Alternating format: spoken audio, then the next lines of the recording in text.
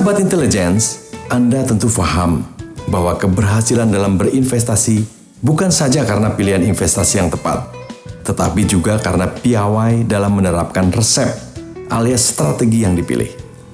Apalagi kalau investasi itu di pasar modal, investasi saham, membeli reksadana, atau bahkan investasi indeks membutuhkan resep jitu yang bisa berbeda-beda bagi setiap orang. Kenapa demikian? Karena tujuan investasi setiap orang memang tidak sama. Ada yang ingin memperoleh pendapatan tetap, ada pula yang ingin memaksimalkan imbal hasil investasinya. Tentu saja strategi yang dipilih akan berbeda, karena profil risiko dari setiap investor memang berbeda. Ada yang risk taker, ada juga yang risk avoider. Itu pula sebabnya, jika ada dua orang menggunakan resep yang sama terhadap investasi yang sama, hasilnya belum tentu sama. Dengan kata lain, yang satu akan untung, sementara yang lainnya mungkin saja akan buntung. Nah, jika Anda tidak termasuk kalangan yang buntung jika berinvestasi, tidak ada salahnya kita review lagi bagaimana resep berinvestasi dewasa ini. Hakikatnya ada 1001 jenis resep dalam berinvestasi. Misalnya, Anda ingin berinvestasi di pasar modal. Sangatlah terlarang bagi Anda untuk mengcopy strategi yang diterapkan oleh teman Anda. Karena kemampuan diri Anda dengan teman Anda berbeda dalam menanggung risiko. Oleh karena itu, resep pertama dalam berinvestasi adalah pilihan investasi harus bersifat eksklusif, personal, individual, disesuaikan dengan karakteristik personal Anda. Selanjutnya, jangan pernah menempatkan seluruh dana investasi Anda pada satu jenis investasi. Ini memang rumusan klasik dan sudah kuno. Tapi faktanya, masih sangat banyak kalangan yang tanpa disadari selalu terjebak dalam pakem ini. Misalnya, kalangan yang baru mendapatkan uang pesangon karena kena PHK, atau ingin berkarir di bidang baru, setelah tidak lagi bekerja pada perusahaan sebelumnya. Mereka kerap kali menempatkan seluruh uang pesangonnya pada satu investasi. Apakah itu main saham, memulai satu bisnis, atau bahkan hanya menaruhnya begitu saja di tabungan. Semua itu kurang benar.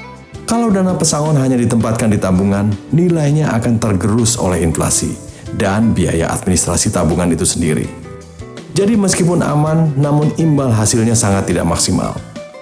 Oleh karena itu, berapapun besarnya dana yang hendak diinvestasikan, ia mesti ditempatkan dalam berbagai jenis investasi, atau lazim disebut dengan diversifikasi. Yang mesti difahami, diversifikasi itu pun memiliki resep sendiri. Artinya, bukan sekedar membagi-bagi dana dalam investasi yang berbeda-beda. Konkretnya, diversifikasi harus didasarkan pada tujuan investasi Anda. Sehingga selain jenis investasi berbeda, target jangka waktu investasi juga berbeda. Harapan akan imbal hasil juga berbeda, dan tentu saja strateginya juga mesti berbeda. Ambil contoh, Anda memiliki uang 100 juta. Dana tersebut mesti ditempatkan pada beberapa jenis investasi, paling tidak yang memenuhi beberapa kriteria, antara lain investasi untuk jangka pendek, menengah, dan panjang. Lalu investasi yang berisiko rendah, moderat, dan tinggi. Kalau mau konservatif, investasi jangka panjang mestinya dipilih yang risikonya lebih rendah, dan investasi yang jangka pendek boleh yang memiliki risiko agak lebih tinggi. Jika pilihan investasi Anda adalah di pasar modal, sebagai misal, maka investasi itu mesti ditempatkan di saham, obligasi retail, dan reksadana. Selanjutnya, saham yang dipilih juga ada yang dipegang untuk jangka panjang, dengan tujuan mengharapkan dividen dan kenaikan harga saham, karena faktor fundamental emiten. Tetapi bisa juga sebagian dana dibelikan saham yang dimaksudkan untuk trading, di mana saham tersebut bisa dibeli kapan saja dan dijual kapan saja bergantung pada pergerakan harga pasar. Demikian juga dengan obligasi.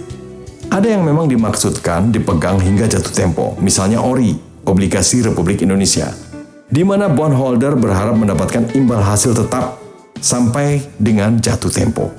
Tetapi, jika ingin lebih variatif, obligasi yang dibeli juga sebaiknya memiliki jangka waktu jatuh tempo yang berbeda.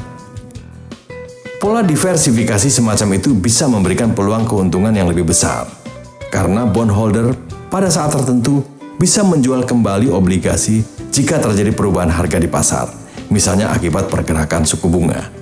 Ringkasnya, diversifikasi investasi mesti dilakukan seluas mungkin untuk meminimalisir risiko dan mengoptimalkan imbal hasil.